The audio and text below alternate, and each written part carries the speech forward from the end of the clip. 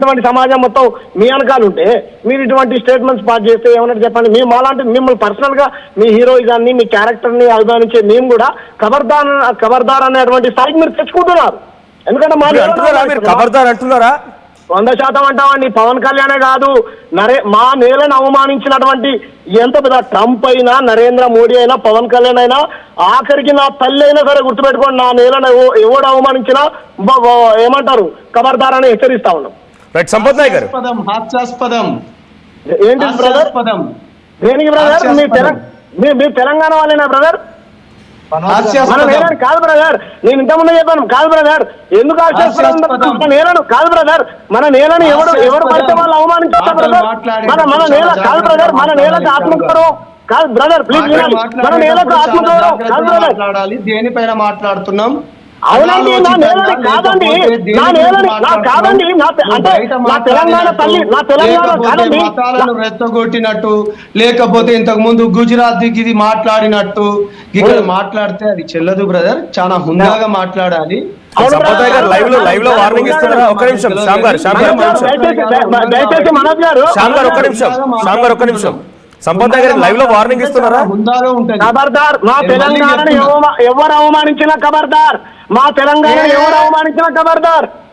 మేము కూడా అదే అంటున్నాం. తెలంగాణ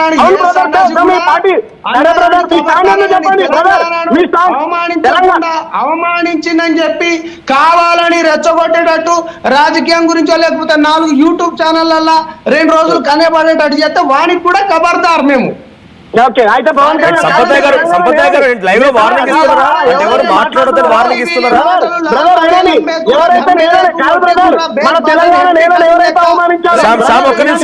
శ్యామ్ గారు ఒక్క నిమిషం. కింద ఇది వీడియో వైరల్ అవుతుంది. శ్యామ్ గారు ఒక్క నిమిషం.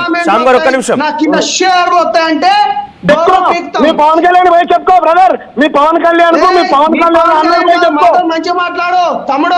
జాగ్రత్త బ్రదర్, బ్రదర్ ఒళ్ళు జాగ్రత్త పెట్టుకొని మాట్లాడు. శ్యామ్ గారు ఒక్క నిమిషం. సంపత్ గారు లైవ్ లో వార్నింగ్ ఇస్తున్నారా?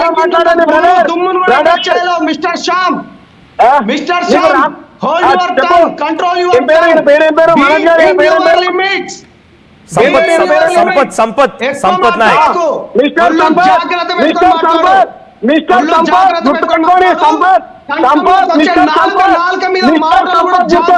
మాట్లాడు.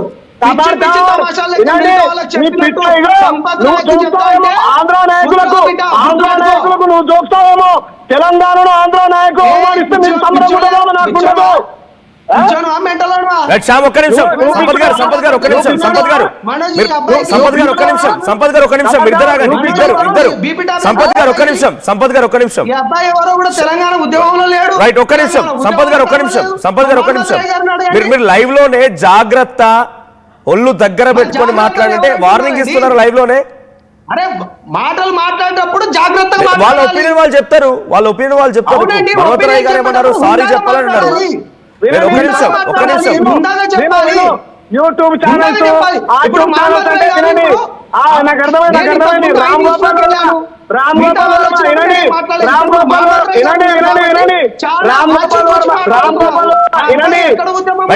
ఇద్దరు మాట్లాడితే క్లమ్జీ అవుతారు. ఒక్కరు మాట్లాడండి దయచేసి ప్లీజ్.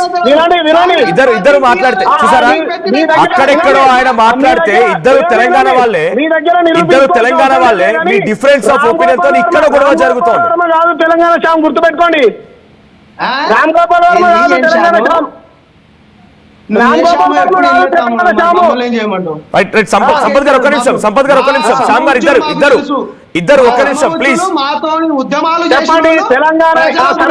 శ్యామ్ గారు ఒక్క నిమిషం. సంపత్ గారు, మనోజ్ గారు ఇప్పుడు ఎవరైతే అంటుండో తెలంగాణ సమాజాన్ని అవమానించడమేనా తెలంగాణలో ఉన్నటువంటి జనసేన పార్టీ స్టాండ్? అది నీ యొక్క మైండ్ సెట్ కనిపిస్తే నేనేం చేస్తాను? అది నీ దౌర్భాగ్యం, అది మా దౌర్భాగ్యం కాదు కదా. నిజంగా తెలంగాణ ప్రజలను అంటే చెప్పు, అప్పుడు మాట్లాడదాం. ఒక్క నిమిషం. ఇద్దరు హోల్డ్ ఉండండి ప్లీజ్. మీరు ఇద్దరు సంపత్ గారు ఒక్క నిమిషం మాట్లాడేది వినండి. మీరు క్లమ్జీ అవుతుంది. ఇద్దరు హోల్డ్ ఉండండి ప్లీజ్. సంపత్ గారు ఒక్క నిమిషం మాట్లాడేది వింటే మీకు అర్థమవుతుంది. మీ ఆడియో మ్యూట్ చేశాను. సో నేను అడిగేది ఒక్కటే, మీరు లైవ్ లో వార్నింగ్ ఇస్తారు. ఇప్పుడు డిఫరెన్స్ ఆఫ్ ఒపీనియన్ భగవతరాయ్ గారు చెప్పారు, పబ్లిక్ లో ఇక్కడ 80% వరకు అందరూ కూడా సారీ చెప్పాలంటే సారీ చెప్పాలని అడుగుతున్నారు. అటు సంతోష్ చెప్తున్న మాటల్లో కూడా ఆయన బీఆర్ఎస్ పార్టీ తరఫున ఆయన కూడా ఇది కరెక్ట్ కాదంటున్నారు. సో శ్యామ్ వర్షన్ శ్యామ్ చెప్పాడు. ఎందుకు డైరెక్ట్ గా మీరు లైవ్ లో ఎందుకు వార్నింగ్ ఇవ్వాల్సి వస్తుంది? అంటే జనసేన పార్టీ స్టాండ్ ఇదేనా అని మళ్ళీ శ్యామ్ లాంటి వాళ్ళు క్వశ్చన్ చేయాలనా? మీకు ఇప్పుడు వార్నింగ్ ఇచ్చినట్టు అనిపిస్తే నేనేం చెప్పలేను మనోజ్ గారు. నేనేమంటున్నా, పవన్ కళ్యాణ్ గారు నిజంగానే తెలంగాణ సమాజాన్ని తెలంగాణ ప్రజలను అవమానపరిచిండా? అది ఉంటే పెట్టండి. తెలంగాణ నాయకులు గతంలో అనేక సందర్భాలలో కోనసీమ ప్రాంతం గురించి అన్నారు, తను దాని గురించి అన్నాడు. గతంలో ప్రభుత్వంలో నిజంగా వీళ్ళకు చిత్తశుద్ధి ఉంటే టిఆర్ఎస్ ప్రభుత్వం 10 ఏళ్లు పరిపాలించింది. నేను ఒక Telangana movie artist association general సెక్రటరీగా కూడా ఉన్నాను. ఇదే అప్పుడు తలసాని శ్రీనివాస్ యాదవ్ అన్న మినిస్టర్ కూడా ఉన్నాడు. అన్న తెలంగాణ ప్రాంతంలో అక్కడున్న ఫిలిం ఛాంబర్ ని డివైడ్ చేద్దామన్నా, దాంట్లో ఒక 300 కోట్లు ఉన్నాయి, 150 కోట్లు తెలంగాణ ప్రాంతంలో ఉన్న వాళ్ళని కూడా చేద్దామన్నా. అప్పుడు ఎవరు మాట్లాడలే, అప్పుడు ఎవరు గొంతులు ఇప్పలే. తెలంగాణ ప్రాంతాల్లో ఇప్పుడు మూవీస్ గురించి కాదు, ఇక్కడ మూవీస్ గురించి కాదు, ఆయన నటుడైనంత మాత్రం మూవీస్ గురించి కాదు. ఇది కూడా ఆయన అక్కడ ఏపీ డిప్యూటీ సీఎం, ఆయన అక్కడ ఏపీ